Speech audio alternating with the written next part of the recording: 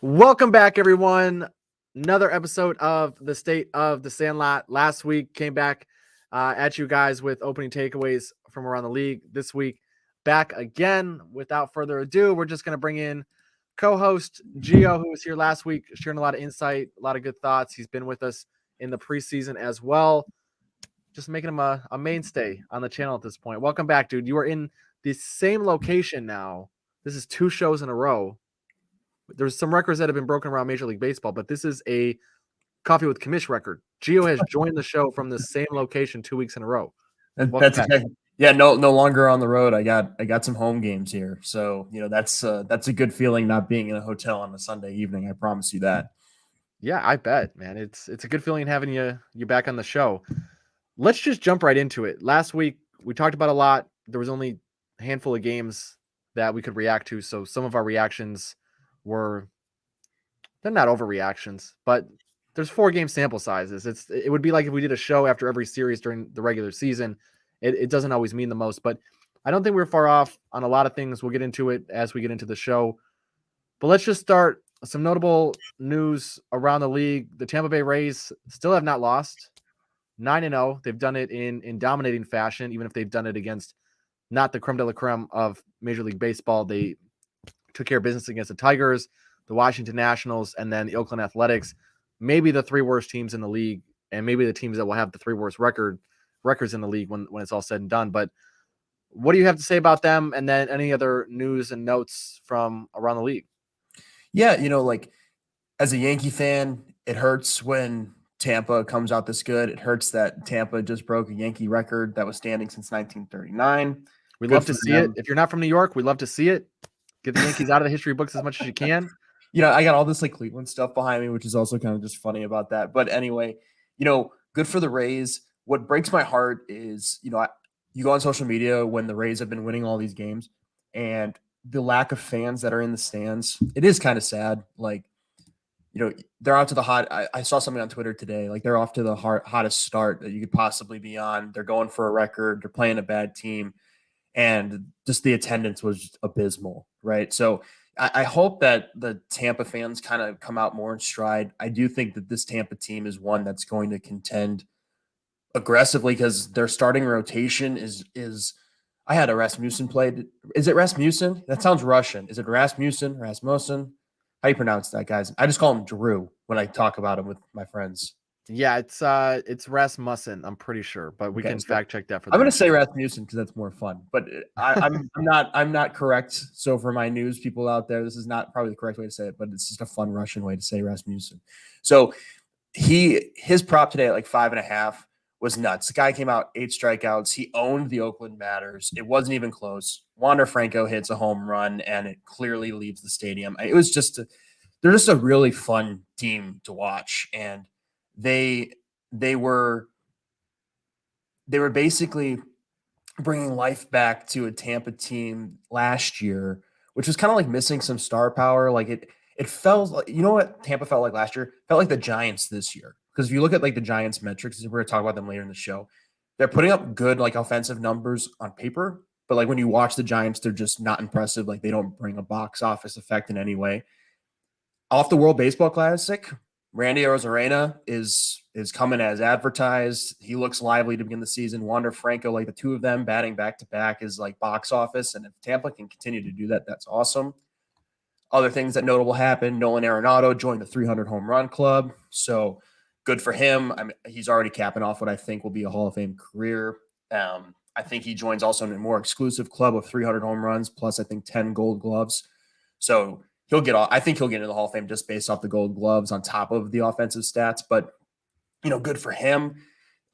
Huge news. We talked about last show. I brought up Adley Rutschman kind of revitalizing Baltimore as a fan base.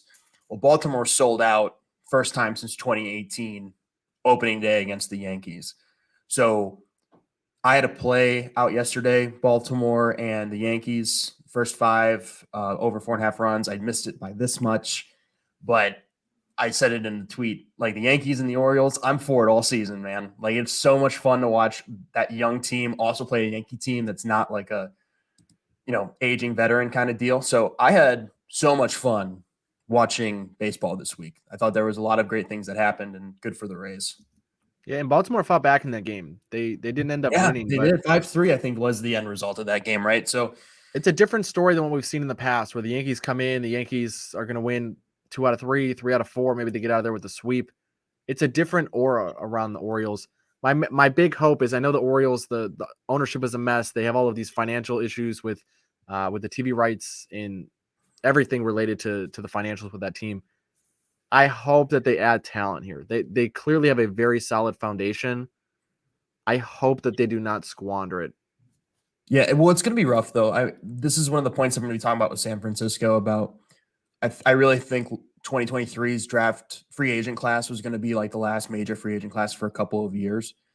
Just the star power that was a part of it, because the only free agent like offensively coming in next season is going to be Ohtani.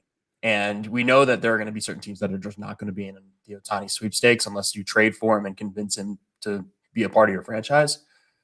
Baltimore definitely has the pieces, but it's one of those things where you wish that we were having the free agent class we had last season going into next season, because then it would be like, wow, there's some really like young clubs that if you add this piece like Arizona or Baltimore, you add like some real star into this lineup, starts to look kind of scary with the club control mixed with the free agent bat. But did you catch anything on Twitter about Tatis Jr. hitting that home run in the minor leagues and that minor leaguer what's your general thoughts about that? I know that's not huge baseball news, but I just thought that was kind of something interesting. I don't like Fernando Tatis. I've never liked him. He's got a ton of talent. I've just never liked his style of game. I think he's really shoddy defensively. I think he's the first guy to bat flip and celebrate a home run, which I have no issue with. But I take issue with it when your team is losing and you're flipping a bat. I take issue with it when you just made an error last inning and you're flipping a bat after a home run or stuff like that. He's got a ton of talent. His character, even before the cheating stuff, I've always had some issues with that have made him someone that I've never really gravitated towards as a fan. I hope for baseball's sake that Tatis comes back. He's clean. Everything is by the books, because the product is better when he's available and healthy and making a positive impact for the Padres. It's also fun to have guys to root against. It's fun to have a villain, isn't it? Like as much as people, and this as a Yankees fan, I despise the Yankees. I think 49 states in the United States despise the New York Yankees, but there's also 49 states that want to see the Yankees good enough to dislike, because when the Yankees suck, it just feels wrong to hate on them. And we've been lucky that the Yankees haven't had a losing season in forever. But I use that as an example of, like, growing up, the Cleveland Guardians have been my team. I grew up in Cleveland, have always lived around the stadium, and the Tigers were always our big nemesis, especially back when they had Miggy and Prince Fielder and Verlander and Scherzer and all those boys. And then the Tigers fell off the map completely. And it's like, I still don't like the Tigers, but it feels wrong in a certain type of way to hate them with any sort of intention, because they're so bad that you should just leave them alone. They know they're bad. They're not going to fight back on it. They suck. So I want Tatis to come back, and I want him to be really good. So that way there are people that can be on both sides of that argument, and it leads to actually some nice back and forth, some nice dialogue. It makes the game fun. Well, that's how it feels about Baltimore, right? I mean, for the longest time, Baltimore was that team for the Yankees after that Chris Davis series. It was a good 5-year period where it wasn't even fun to win in Baltimore. Labor Torres would just go to Baltimore and smack home runs all over the schoolyard, and we were just like, yeah, it's Baltimore. Now it's the Yankees wanted to trade him on Saturday, Saturday after the game. Well, there are things that need to happen, right? So, but it's funny. It's funny you bring that up, because Yankee fans, Red Sox is clearly just the historical rivalry. The Blue Jays have consistently been a team since 2012. You had the Jose Bautista, Edwin Encarnacion teams. They were fun to play against. They beat our ass multiple times. But Baltimore's always kind of just been we're just driving to work, and then you just got to beat Baltimore to drive to work, essentially. So it's fun that the division's a little bit more competitive. The Rays have always just been a thorn in the side, and it sucks. Honestly, as a Yankee fan, it sucks that they have a player like Wander Franco, who's clearly just establishing himself come these first 2 weeks of baseball as just one of the best offensive players in the game. He's just making himself known, and it's a lot of fun to watch.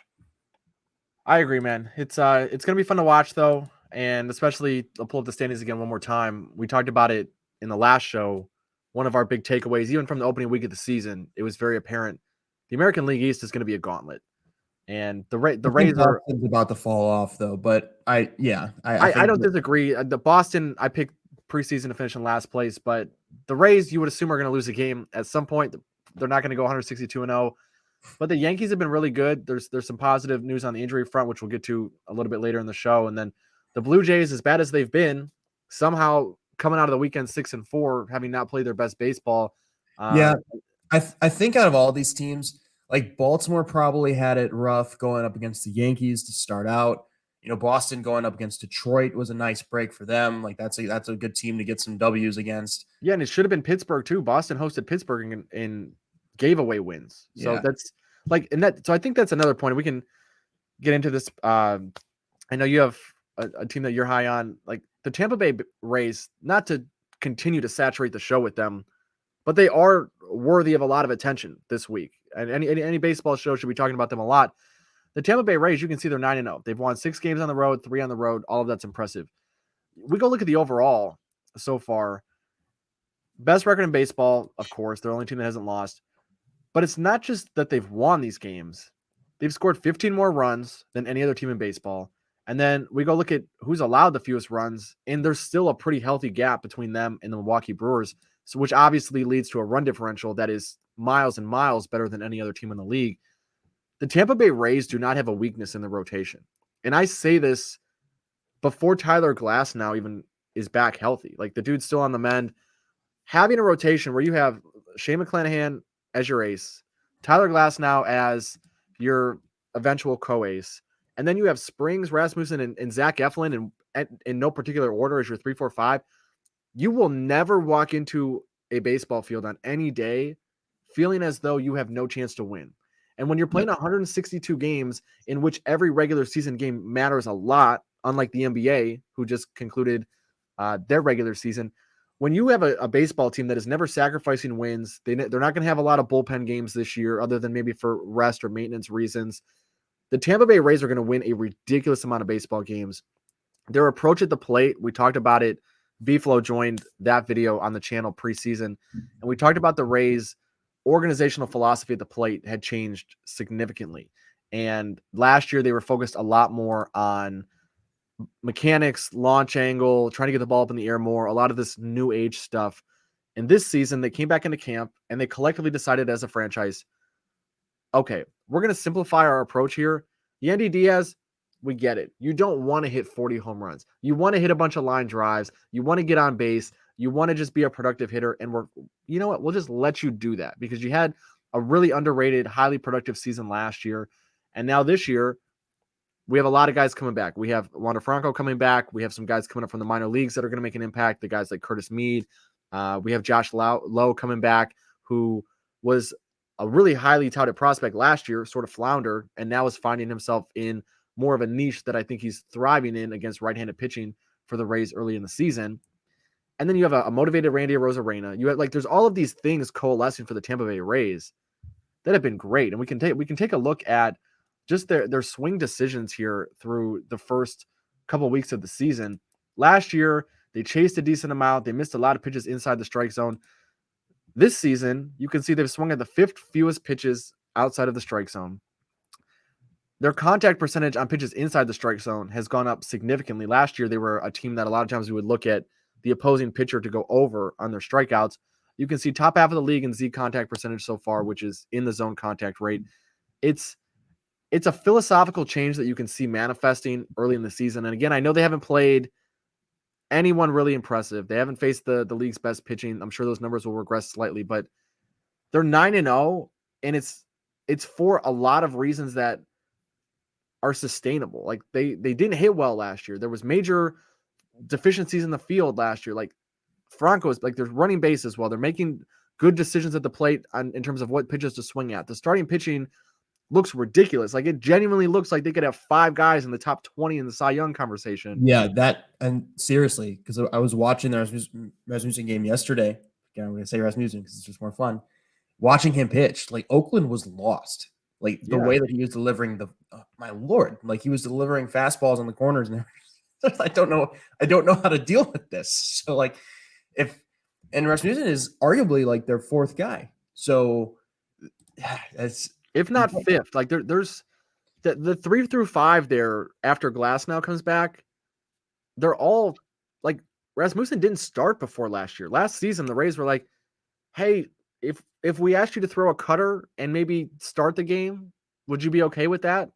And he thrived and he did pretty well. And this year is taking it up another notch. You can see a ton of red on the Savant chart.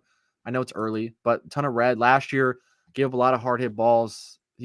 Some of this again is inflated because he's had only a pair of starts against two offenses that are not great, but sure, but what's consistent though? There's the chase rate was still consistent, even if you go back to 2022, right? So 2022, he's still in a solid percentile for that chase rate. He's still in a solid percentile for putting guys on base with the walk percentage. I mean, he's laying true to his analytics on that side. I think is he getting a little bit more strikeouts in these last two outings? Sure, but at the same time, that's a whole season will correct those statistics. Or maybe they won't. Like maybe this is going to be. He's only 27. Maybe this will be a season where he breaks out. I mean, it's not uncommon. We've seen teams in baseball history that have put up at least three guys in the Cy Young conversation in the same year, right? So if Tampa's playing against some like power hungry teams, like Toronto comes up and they'll strike out a bunch. The Orioles team, while good offensively, is still young and makes poor decisions sometimes. I mean, we saw it with the numbers that you put out on your page today, right? With going against Nestor Cortez. I mean, I love Cortez, but at the same time, he's not to the same caliber as some of the guys who are throwing in Tampa. And then love my Yankees to death, but at the same time, we swing for the fences so much that, you know, you're going to swing and miss. You're going to. And you're going to swing and miss a lot, especially against good pitching. And the Red Sox have those guys too. I mean, they're kind of placed in the perfect division, honestly, for some serious contenders in a rotation to make an impact. So Tampa's been fun. I mean, there's no other way to put it. Like, they've been fun to watch. It's fun baseball. And I really think a lot of that comes on the back of Arozarena, though, being as good as he started out. Because after Wander, you kind of look around the lineup, and it's kind of like you need Yanni to perform. You need Brandon Lowe to perform. Like, you need other guys to kind of like pick up the slack. You can't just win a game 1-0 because Wander Franco's going to, you know, hit a home run straight to left field and kind of hold on to that for the rest of the game. I saw something really funny on Twitter today about Pete Fairbanks, and it was a meme of The Simpsons. And there's a scene in The Simpsons where the kid's playing Frisbee by himself. It's like Pete Fairbanks currently in the Rays bullpen, just throwing the disc and then walking, picking it up and throwing it another direction. And they even had a great bullpen, and they haven't had to been used. So it's good for them. Which also will be great. Like, you look at teams that have great bullpens, a lot of times it stems from just not overusing them. Right. And the Rays have been great so far. The one thing you mentioned, the lineup, this is what's incredible to me is you need your stars to be stars, which Wander has obviously done thus far. Arozarena's done so far. Brandon Lau has done so far. All three of those guys with an OPS over 1,000, as you can see. But also the guys who are more so thought of as platoon guys or more of the ancillary pieces in the in the lineup. The Harold Ramirez, the Josh Lau, like we talked about, Jose Siri, who was traded for last year, the Kevin Kiermaier replacement. He's elite defensively in center field. He's not going to finish the season with an OPS over 1,000, but the fact that he's been this good so far, I mean, just competent with the bat. Like if he would give the Rays anything with the bat, the Rays would be thrilled with it. And an OPS over 1,000 through the first 9 games of the season is amazing. Manuel Margot, Yandy Diaz, like they've had so much production throughout the entire lineup. And yes, we're going to keep caveating with it the fact that they've played no good baseball teams, but who else is going to go 9-0 in this stretch? Like good baseball teams lose 2 or 3 of these games. They might lose a series. And listen, not just go. And this is what's significant about the record, right? And baseball's chock full of like records that are kind of like ancillary. It's kind of like, oh, that was a record. Well, of course it is because we've been recording things since the 1890s. Like they went 9-0, scoring more than 4 runs in their margin of victory, right? That was the record. So they're not just beating teams, they're destroying teams, right? In baseball, if you get up by 3 runs, like you got beat good. Like a close win is I would say like a normal win is probably, you're sitting at like what, a 2-run game. It's like, that's a normal win, like win 3-1, 4-2, something of that nature. Yep. When you start losing by 4 runs or more, it's like your team shouldn't even have shown up that day. Like the team clearly just came out and bested you. And like today was 9. No, I don't know. Not today. It was yesterday. Yesterday was 9-0. Right. I mean, you're just like, geez, like you're not gonna compete with this team. Like they're just gonna roll you out and they're just gonna destroy you. So yeah, they've been fun. Quick note on Siri, he did go to the IL with a hamstring injury, so they hope to get him back soon. But that Rays lineup though, if they have if Lau somehow pulls out a season of a plus 800 OPS, same with like Yandy, if like both of those guys are above 800 of an OPS, the Rays are winning 95 to 100 games. Lock it down, right? I mean, they need those two guys, I think, to really compete with the Yankees on winning the division, because even though the Rays have done this well, you can't sleep on what the Yankees have done either, because the Yankees have had actually some good competition and they beat them pretty well. So they had the Phillies coming to town, they handled that. They went into Baltimore, they handled that. I mean, they weren't playing some of the teams that Tampa was playing, and they still are winding up in a good spot. So, but fun to watch. My team was Arizona. That was my team. So I know Tampa was your team, but Arizona's been fun to watch. And if I'm an Arizona Diamondbacks fan, I'm kind of like, I got a big old smile on my face. The Padres came into town and like we hung with the Padres. And they were losing games, but sometimes they were losing games and they were actually in contention for the game, or they were putting up just a significant amount of runs. The Dodgers, same conversation. Like the Dodgers came into town, like they owned Kershaw during his start. Kershaw's always had kind of rough luck when pitching in Arizona, but they made him look mortal. Like they didn't make him look like the elite kind of guy. Yeah. So, look at some of those games. I mean, 3 games against the Dodgers, 6-3, 12-8, 11-6. I mean, those are some offensive numbers that, frankly, anyone who was talking about preseason, we weren't talking about the Diamondbacks at all in the NL West. And I think what's significant about it is you would think that if Arizona was doing well at the beginning of the season, it's because Walker is leading the league in home runs.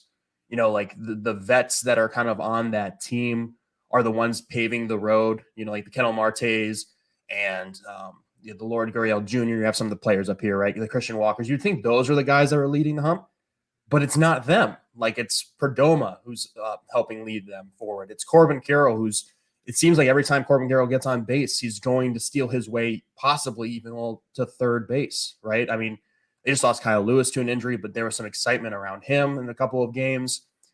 Like, they're just fun to watch. And then on top of that, they got guys like Gabriel Moreno, who is a top Blue Jays prospect.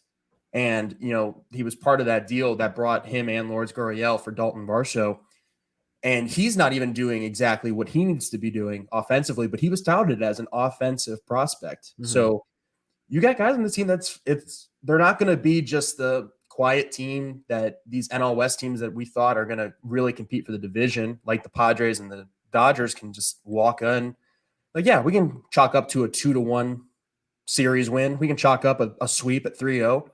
I don't think that's the case. Like if Arizona's coming to town, it's like how Baltimore is going to come to town on Toronto and come to town on the Yankees. Like they're going to be a fun, scrappy team. And they got starters like Zach Gallen and Merrill Kelly, who are not guys to be just taken for granted. So good for Arizona starting out these first 2 weeks. I think they're worthy to talk about. I obviously don't think they're going to keep this up. I think they're still like a mid 70 win ball club, even if they're exciting this year, but they were fun to watch these first couple of weeks kind of lay a message at the feet of the Padres and the Dodgers. Yeah. And the market would tend to agree with you here. You can see the adjusted odds here to win the NL West, despite the fact that the Diamondbacks ended the week tied for first place. They're still 40-1 to win the division, still viewed by the market, at least, as a 2-team race between the Dodgers and the Padres. But I agree with you. At minimum, the Diamondbacks have established themselves as a team that is going to give you a headache, and they're a team that's going to be competitive, and they might play spoiler. They've also exposed some flaws in their main division rivals. These first few weeks of the season, they came back and beat the Padres the other day after falling behind early. They really got to the Dodgers pitching, which was a point of concern preseason, losing some of the guys that they've lost, and obviously with the whole Trevor Bauer situation, and he's been away from the team now for 2 years. Like they don't have the depth that they once had where it felt like they were 7 or 8 deep in the starting rotation and 10 or 12 deep in the bullpen, counting guys who were not on the active major league roster, of course. It's not there right now. And now there's opportunities at the back end of the Dodgers rotation, and there's opportunities against the Padres where a good hitting team like the Diamondbacks, a team that can steal bases, as you mentioned, with Corbin Carroll, with Jake McCarthy, they can do things to put a lot of pressure on you. So I don't think this is going away. I think the Padres have a legitimate shot to sort of hang around and at least be in that wild card conversation. You mean the Diamondbacks? The Diamondbacks might, yes. They have an opportunity to hang around and at least be in that conversation. They're young. They're not a complete baseball team. They definitely have a lot of holes, so they might have exposed a few vulnerabilities in their rivals, but it's going to come back to them. They're going to have a lot of other teams. Correct. Get to their bullpen, get to the back end of their rotation, etc. Yeah. I'm not coming on the show today and I'm like, hey, I think we need to pencil in the Diamondbacks for like 85 plus wins and maybe a playoff team. But I'm definitely saying that it's important when teams do this to kind of realize the grander scale. We were kind of all talking about Walker going into the season as the prime trade candidate to get a bunch of pieces back for Arizona. The fact that at the start of the season, if you have a good April and a good May, then all of a sudden those plans, like, why would we get rid of him? He's like 28, 29, hits home runs. We have the young kids who are already playing well. Like, why get rid of this guy? We might extend him now. At the beginning of the season, we were talking about trading him, right? Yep. At the beginning of the season, you're talking about trading guys like Kelly, trading guys like Gallen. Like, what can we do to get as many young pieces as possible to build the future, because we're excited about the guys we have in our system. By the way, they still have Drew Jones, one of the most highly touted prospects, sitting in A-ball, right? So he's probably 2 years away. But when he comes up, he might come up to a well-established team the same way that we're kind of talking about Baltimore, right? With Gunnar Henderson just coming up and really going to make his play.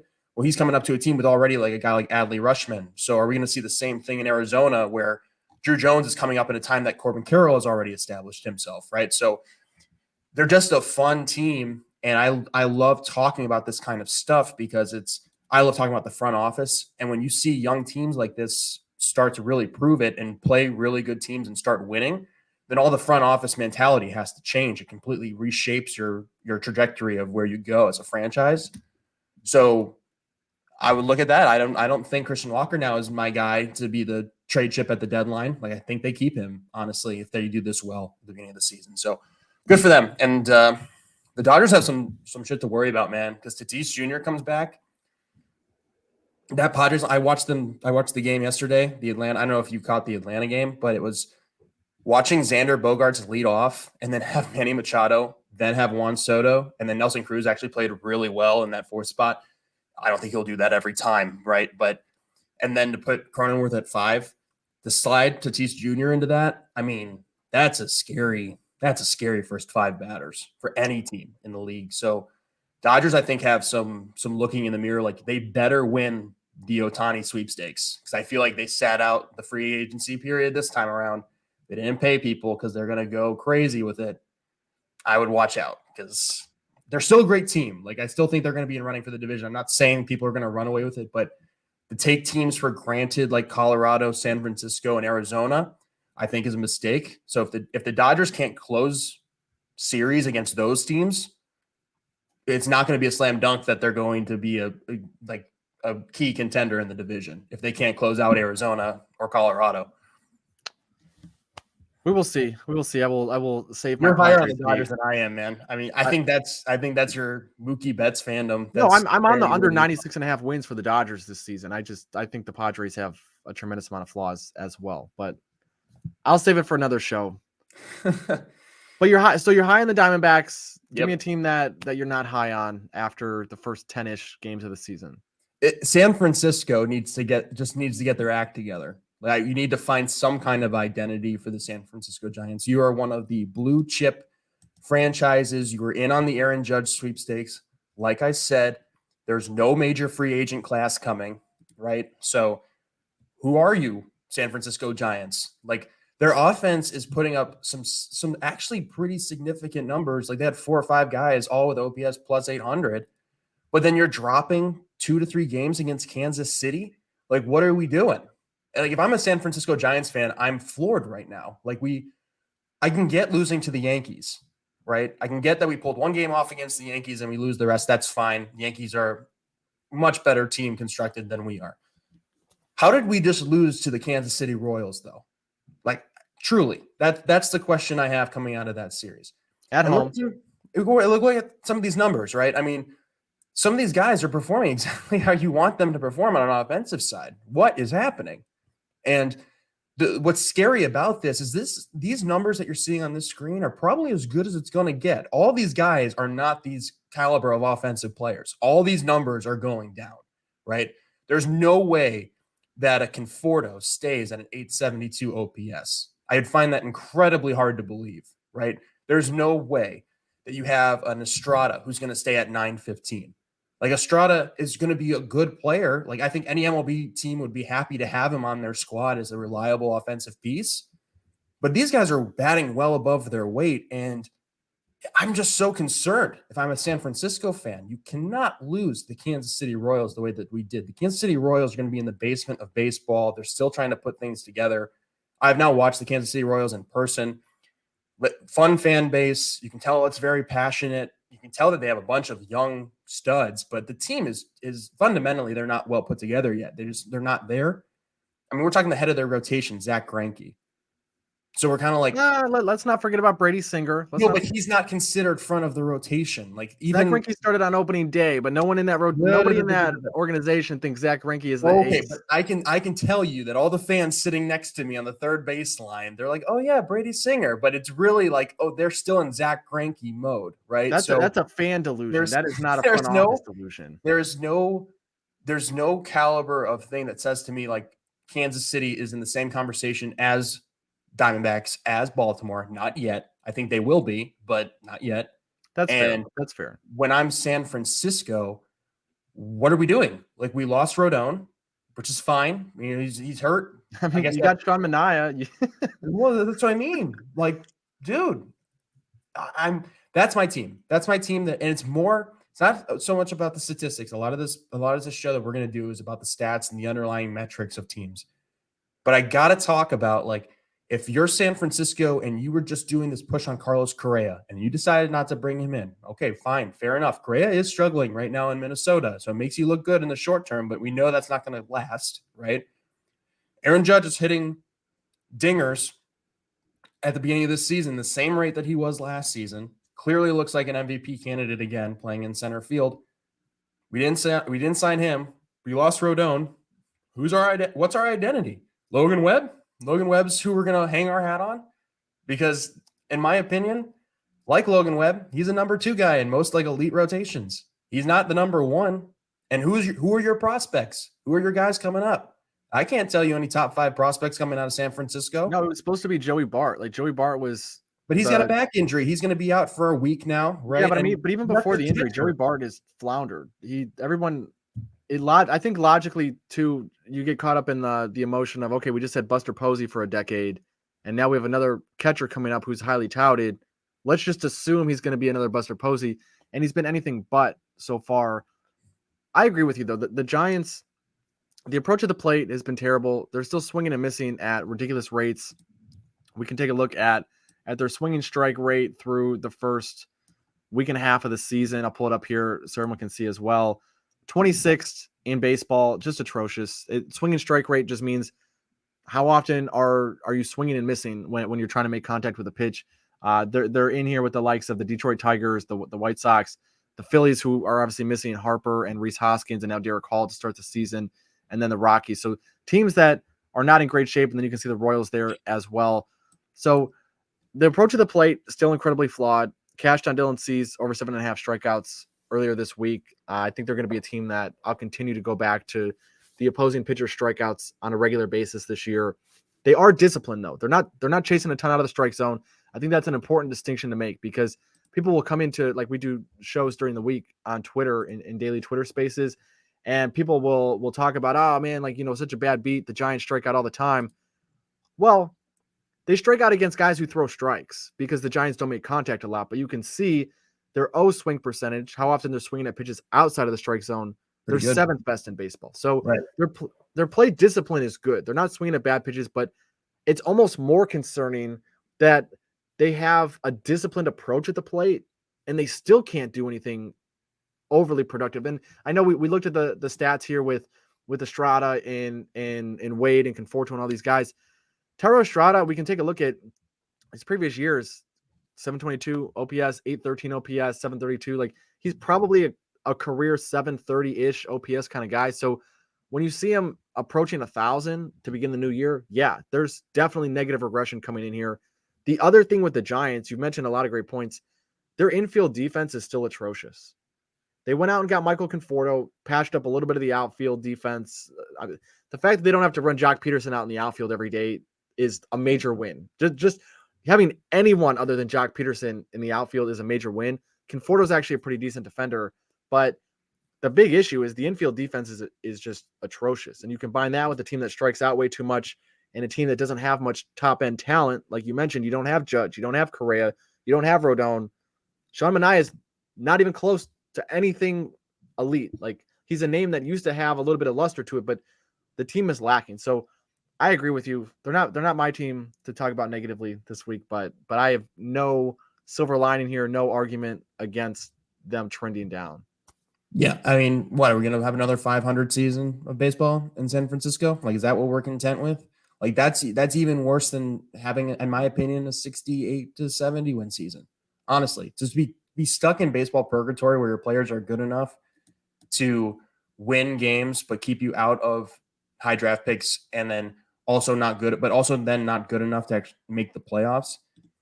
That's baseball hell, and they're in it right now. So any team that says, like, hey, our number one prospect was going to be a catcher, I would be concerned by that. Like, your number one prospect is a catcher. Like, I can understand that in Baltimore where you have Adley Rutschman, who's truly going to be once in generation level of talent. So it's a little bit different. But if Joey Bart was going to, like, save San Francisco's future, then I question that front office. So are you on a Houston kick again? Are we gonna have another quick segment about Houston? Because I had to eat some crow because I thought that they were gonna have Detroit and maybe kind of rebound a little bit, but the fact that they lost games to Detroit just makes me shake my head, and it was sad. It was sad to watch. Dude, I will keep screaming this to anyone that will take me seriously. The Houston Astros are not good right now. Now, I'm not talking about they have no chance to win the World Series, but right now, they are not a good baseball team. The bottom half of their lineup, like I said last week on the show, is atrocious. Not bad, not very bad, atrocious. I mean, automatic out level bad. And we've seen this manifest. They lost 2 out of 3 to the Tigers. Okay. They're 4-6 after 10 games. They're lucky that they're not playing in a division where there's top tier talent, because the Angels are going to keep blowing 6-0 leads, and the Mariners are going to keep playing shoddy defense and shooting themselves in the foot and blowing late inning games in a similar fashion to the Angels. And Texas isn't a complete baseball team. And it'll be fun to talk about, but I hear what you're saying. Yeah. And Oakland, I think Oakland. I think they're still in the major leagues. I can't remember for certain off the top of my head. We'll fact check that before the next show. But yeah, the Astros are in trouble. And last year, the Houston Astros, for context here, they ranked second in contact percentage. I'll pull this up. This is from last year. You can see Cleveland was number 1, Houston was number 2. And people will say, "Oh, you're just overreacting to a 10-game sample size." I'm not. This year, they played 10 games. They're 20th in contact percentage. Okay, that's concerning. Let's take a little bit of a deeper dive here. How often are they swinging and missing at pitches? And I say this because Houston, as an organization, we talked about Tampa Bay's shift in organizational philosophy earlier in the show. Houston has been a team for 6, 7, 8 years now that has emphasized good swing decisions at the plate. They've emphasized contact approach at the plate, trusting the next man up in the order to do their job. And this season, Houston ranks 22nd in swinging strike percentage so far. So they're swinging and missing a lot, which is a function of we don't have a whole lot of talent right now. We are being overmatched at the plate right now.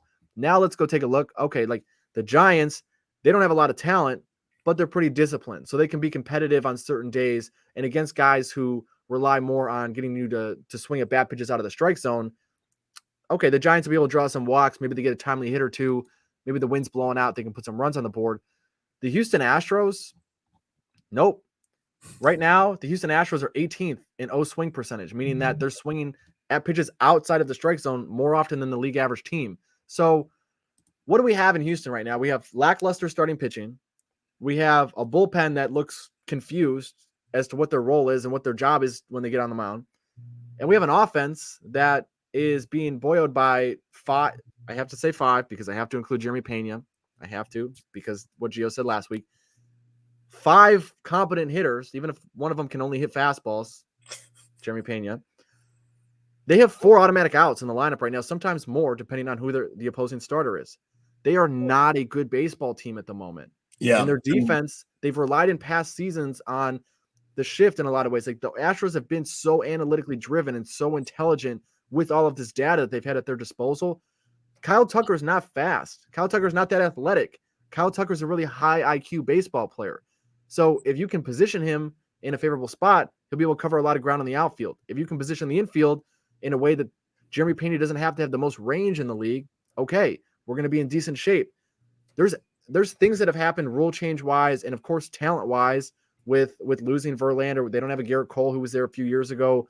They don't have Correa. There's guys who are gone. This is not the same Astros team right now that has gone to 6 straight ALCSs. Thoughts? Sorry, that's my rant again because no one's taking me serious. Everyone's looking at me like I'm crazy. Like, what do you mean the Houston Astros aren't good? They're not. They just aren't right now. They definitely are not good right now. I will give that to you. Emphasis on right now. They get Altuve back. They get Brantley back. You just want to cover your ass for when we get to July. And well, no, because in July, if you have Altuve and you have Brantley, then okay, this is a different team. I won't debate with you. My hate for Houston is deep. So I always like watching a rant in any kind of way against Houston. The only Houston player I like is Yordan Alvarez. I love that, by the way. He came out before the season. He was like, I want to play more left field, and I actually want to play in defensively because I feel like I get warmed up and then I perform better at the plate. Yep. Like he doesn't like just DHing, and I may or may not have put some MVP money on Yordan Alvarez. So I like the idea if he gets out into the field that MVP voters won't hold it against him that he's just a DH. Because truly you can see it.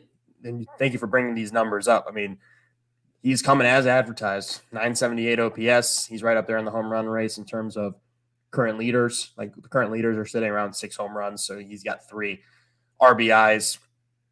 You know, he's just doing great. And Kyle Tucker is also performing really well. Those were the 2 guys after the scandal that really stood out.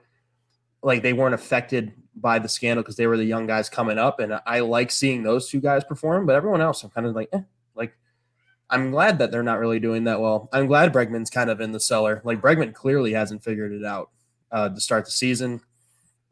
Jose Abreu, I think, is doing exactly what they wanted him to do. Like they didn't expect to rely on a 30, like mid-30s. I don't know his exact age, but a mid-30s Jose Abreu, coming in and just dominating, being an MVP candidate. That's not why 36.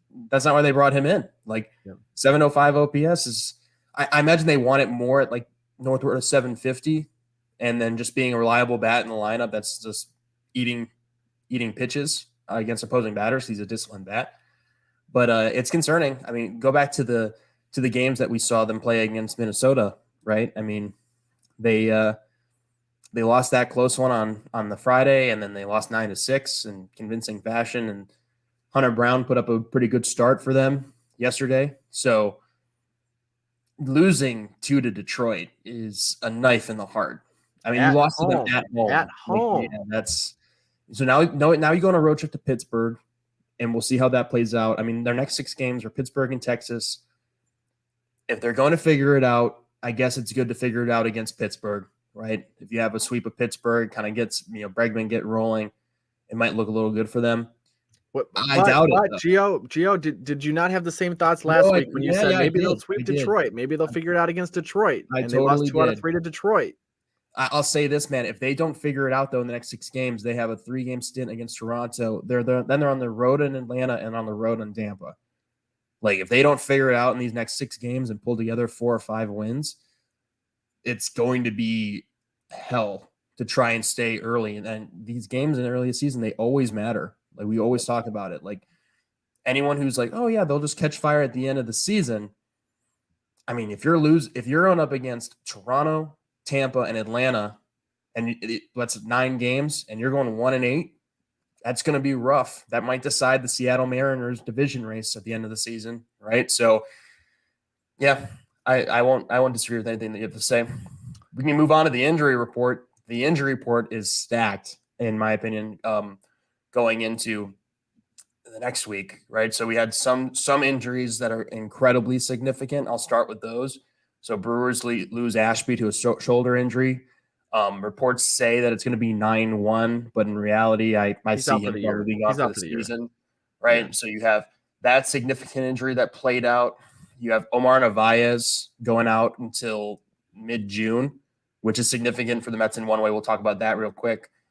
Some Yankee injuries that were pushed out, and then the major injury that happened yesterday was obviously O'Neal Cruz fracturing his ankle, sliding into home plate. Bench is cleared. Pretty significant moment. And then Adam Duvall, who's been lights out for the Red Sox, arguably the reason why the Red Sox have been even in contention with the other AL East teams up to the date. He went out in the bottom of the 9th, diving for a ball and hurt his left wrist on that diving catch, even though he caught the ball, though. So he finished the play. But he hurt his wrist. So some significant guys. Is there anyone to you on the injury report? Everything else is kind of like, out a week, out a couple of days, nothing more significant, right? Is there anyone on the injury report that kind of really stands out to you as this is going to be a major loss? No, I think it's worth highlighting Duvall just because he's leading the Red Sox in pretty much everything. You can see average home runs, RBIs. Not just the Red Sox. Not just the Red Sox. This guy was leading everyone and everything in the majors. Like he was the hottest hitter in baseball. Yeah, he's also pretty damn good defensively. So one of the reasons that the Red Sox were willing to take a chance on him in the offseason was because even if his bat wasn't outstanding, his defense was going to be dependable. So that's a big loss. Other than that, it's sort of more of the same. It's exciting to see Francisco Alvarez up, but in terms of like impacting the team injury, I'm not really too broke up about anything except for the O'Neal Cruz ankle injury. I do think that's a killer. Pittsburgh, I was very high on Pittsburgh coming into the season relative to their win total at like 64, 65, whatever it was at. I thought for sure Pittsburgh was going to win 70 games this year.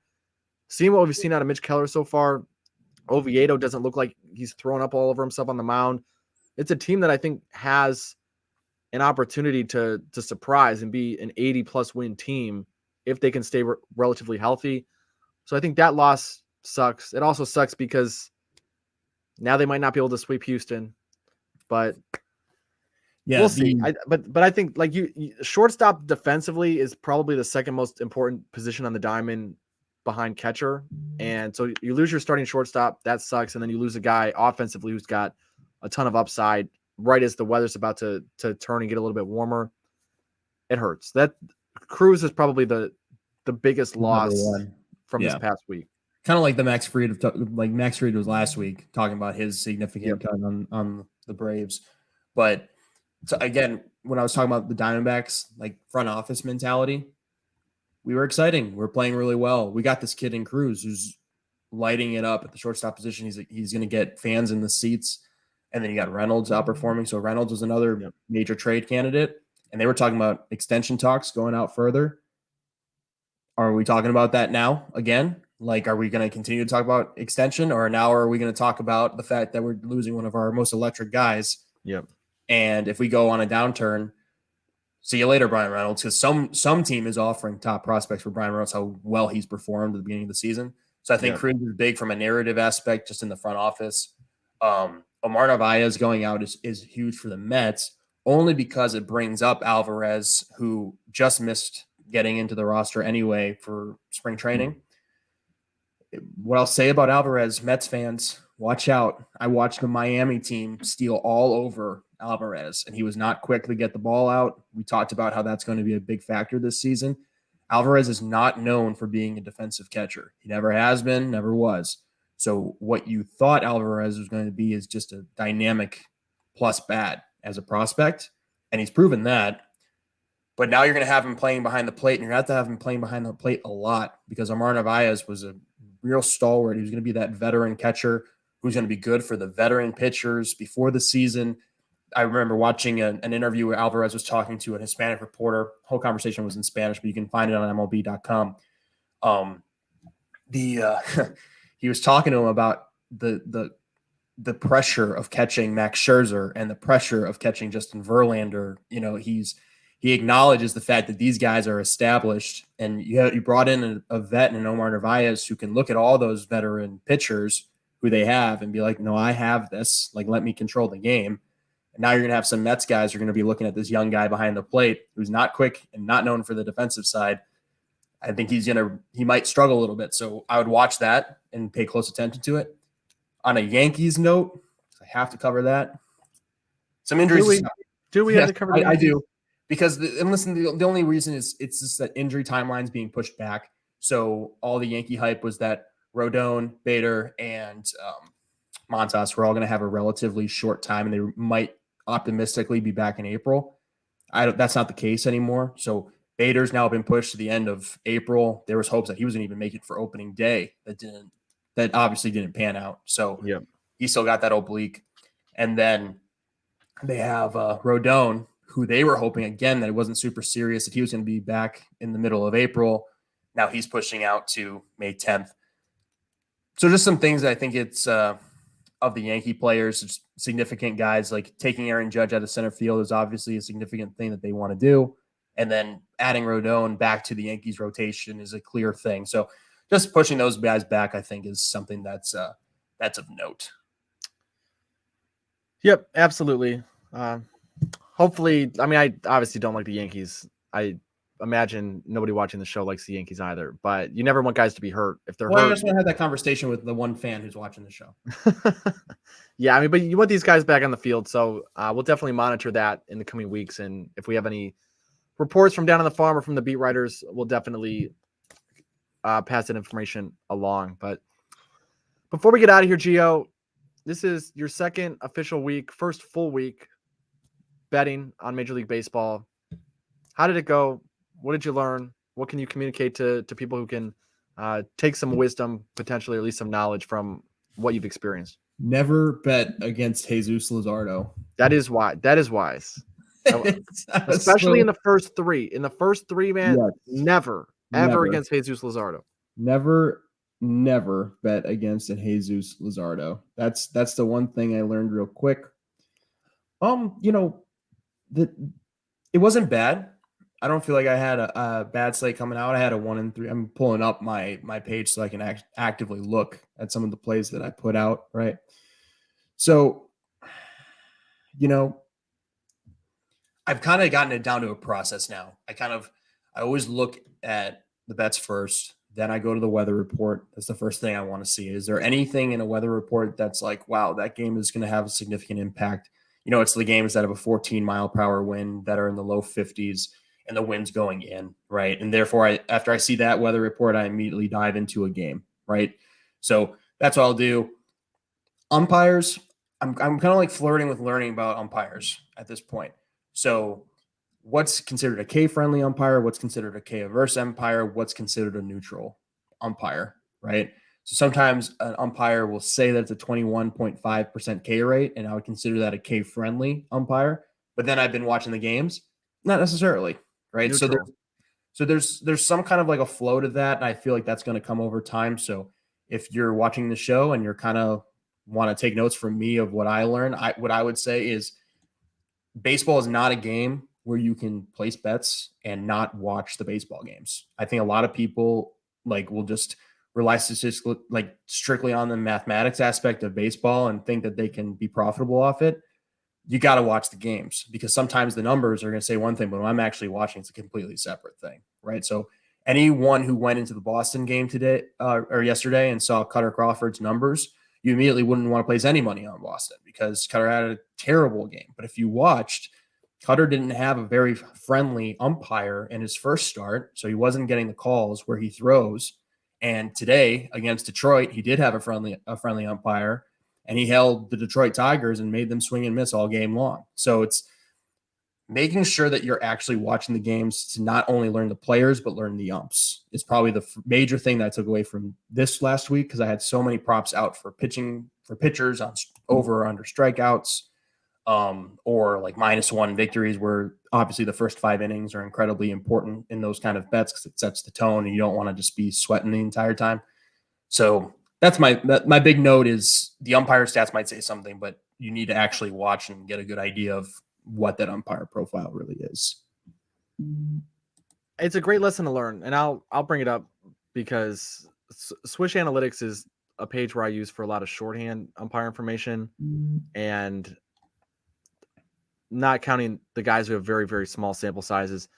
Typically, my borderline thresholds, like where I separate the tiers, is 22% or higher K percentage is K friendly, meaning might give you an extra strikeout or two throughout the course of a game. All of these guys that are in the 21 range are more neutral. Obviously, guys like Sean Barber, John Lipka are more towards the K friendly side, but I would still consider them neutral. I would never expect to get an extra strikeout from them. And then below 21%, guys like Alan Porter, Angel Hernandez, Laz Diaz, Marvin Hudson, these are guys that are going to take strikeouts away from you. These are guys that are going to make it very, very difficult for you to get a call in the corner. That's my approach. But to support what Gio was saying, which I think is really smart, I use those numbers as a shorthand, but I have umpire profiles that I build as well from watching the games. And I will remember certain guys of, Marvin Hudson gave, this corner a certain, today. So if you have a guy, like I can't think of anyone off the top of my head, but let's just say Jeffrey Springs, really, really good attacking the outside corner against right-handed batters. There might be a K averse umpire, someone who doesn't give you a lot of strikes overall, but he has a little bit of a, but his strike zone expands out to that like section on the outside corner. Like you just won't get anything on the inside. So those are profiles that you have to develop over time. I'm not in a major league dugout. I don't work for a front office. I wouldn't be allowed to bet on anything if I was affiliated with Major League Baseball in any way. So I don't have access to that information. They have actual umpire reports that they utilize, so they're prepared going into a game. But I agree with you 100%, Gio. I think really important to actually watch baseball. As someone who, I have a research degree. I've worked in research in corporate. Like I've done all these things.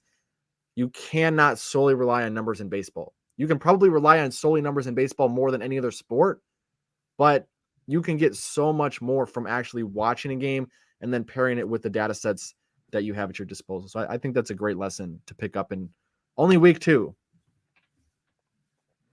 Yeah. So that was the main thing. There were some plays that go out and you're like, the numbers don't support this, but I feel in my bones. So like, I'll give you a perfect example because it happened yesterday. The Yankee game, if I feel like the Yankees are going to win the game because I'm a fan and I do all the numbers research, I won't put the play out, but I'll bet on the Yankees to win. Right. So when I looked at the numbers yesterday, the Baltimore Orioles have been hitting the hell out of left-hand pitching. They've been smoking left-handed pitching. High strikeout rates for sure, but their OPS was number 1 in baseball against lefties. So in my mind, I'm sitting there going, okay, like the numbers offensively speaking tell me that when Baltimore hits the field today, they're going to be scoring some runs. But in my mind, as like watching a lot of Yankee baseball, I'm like, the Yankees are going to hit the hell out of this kid in Baltimore. Like, it won't matter in my mind that Baltimore is going to maybe have a good day off Cortez, but the Yankees are going to smoke this kid who they have starting, right? And the numbers didn't exactly suggest that. It was kind of pedestrian numbers for the Yankees against right-handed pitching, right? So it's kind of moments like that where you just watch a team so much that you kind of start picking up, and lo and behold, that's exactly what happened. I mean, the Yankees scored 4 runs in 4 innings. They were up 4-0, and Cortez, bucked the numbers, and the Baltimore hitters looked lost playing him six innings. So there are moments in baseball where I do think like kind of stats are great and they'll provide 75, if not 80% of the picture, but there's still that 20% that we're playing a game. And too many, I think there are too many cappers who don't necessarily watch all of the baseball. They just go. I don't think anybody watches baseball. I think there's a very select few people that watch baseball. But So, I will say too, and you'll learn as you go throughout this season, and I'll be curious because recording this show after the week ends, I'll be curious how your Sundays go.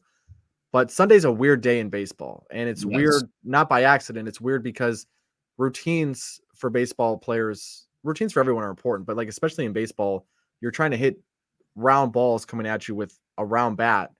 And it's a very difficult thing to do. And that's why before every single game, you're taking batting practice the same way in basketball you do shoot around before every single game. Like you train that muscle memory a little bit, and then you just prime it before a game. You make sure things feel good, that you're giving yourself a little bit of pattern recognition before you actually get in a box. Teams usually don't take batting practice on Sunday before a game because there's not time. If you play at 7 p.m. on Saturday and then you have to be back at the ballpark at, let's say, 10 a.m. on Sunday, there's not a whole lot of time for you to get some rest, to recover from Saturday's game and come back, take batting practice and get ready to go. So a lot of times guys will just come back and the team is ready to go on Sunday. They just step in the batter's box without batting practice. So it can lead to some weird results. And you got guys who sit, right? Or guys who are not going to play, right? So you have to look out for lineups. So, when I was doing my research, I didn't even look at the San Diego Atlanta game, honestly, for putting out games for the day, because I was like, I don't know what the lineup's going to be until midway through. I didn't know if Acuna was going to sit out today. And if Acuna is sitting out, that drastically changes my entire opinion about the Braves lineup, right? So just something to always watch for on Sundays, because usually there's travel days. Like, that's why Mondays are really interesting to cap as well, because that's when all the travel really comes into play. That's when, are both teams traveling? Is one staying at home, but another team's traveling cross country? So do I like the first 3 innings? Do I like the first 5 innings? Like, those kind of things come into play. Stolen bases is another one. So every day I'm putting out my guys for who I like just on stolen base props based off the catcher pop times and how these guys interact in the base paths. So that's another one I do every single day. So it's nice to get a refresh in a new series because, after 2 days, I'm continuing to put Mateo and Mullins in there because Trevino cannot get up and get the ball fast enough to second base. And if they're on base, they're going to steal bases, right? Or same thing with like Cal Raleigh, or same thing with, what was the catcher's name in Pittsburgh? Tom Murphy. I'm sorry? For Seattle, Tom Murphy? No. The Pittsburgh guy. There was a Pittsburgh catcher, but his name escapes me. But that being said, it was just one of those things where it's nice to get a fresh breath in the series and taking a whole different amount of things when it comes to the Monday picks. So that'll be coming up tomorrow. Actually, my picks will be coming out later today. So, So my big thing this week, just don't force anything. We just talked about all the reasons that Sundays can be a little bit weird. I had one play on Sunday, and it was Nestor Cortez over 5.5 strikeouts. It didn't cash. He had every opportunity to get there. He went 2 strike on every batter that he faced in the 6th inning, and it just didn't happen. And I can sit there, and he had 9 K-able guys in the Baltimore lineup that he could have struck out. The Orioles were bottom 5 in baseball in contact rates against left-handed pitching coming into the game. So I don't hate the read. It's Sunday. Sometimes you live with it. Sometimes you move on, and sometimes you make a good read and it doesn't cash. And sometimes you make a bad read and it does cash. So being mindful of that, as Gio was saying, like being able to autopsy your plays, whether it wins or loses is important to understand your process. As for me though, I've had a good week. I've won 10 of my last 13 coming in. I think the biggest thing, and it snapped my streak of 10 in a row that I had cashed. Don't feel like you got to force anything. Don't rush things.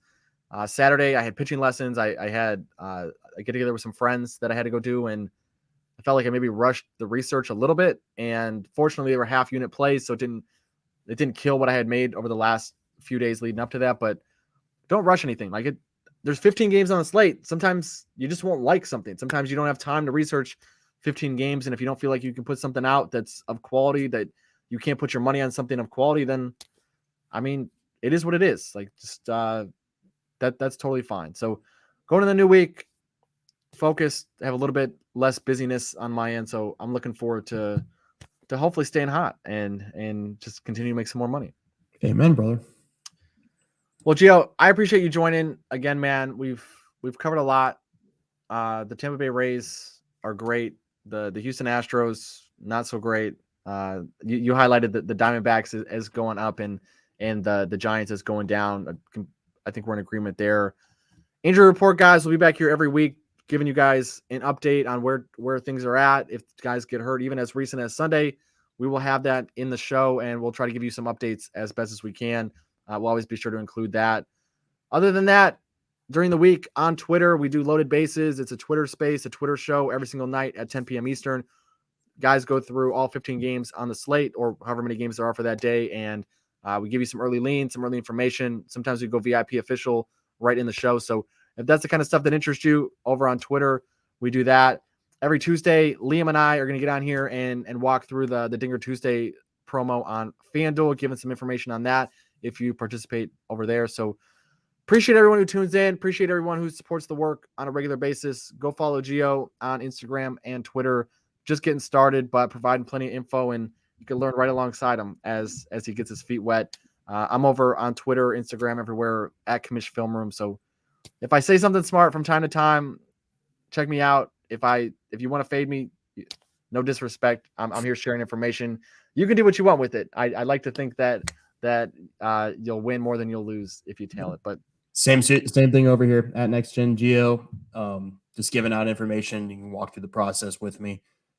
Had some really good days. We had some really off days, but we're gonna keep on keeping on. Yep. Awesome. Well, appreciate everyone tuning in. This is the State of the Sandlot. We'll be back here every single Monday going forward. Until next time, best of luck. Celebrate all the holidays. Brady Singer Day, Jeffrey Springs Day. Make sure you're cashing a ticket in some way, shape, or form on those guys. When Jack Flaherty comes in the rotation, when Jose Barrios comes in the rotation, Patrick Corbin pitching on Monday, make sure you're finding a way to fade those guys. Good luck with your bankrolls. We will see you guys in a week. Thanks, guys.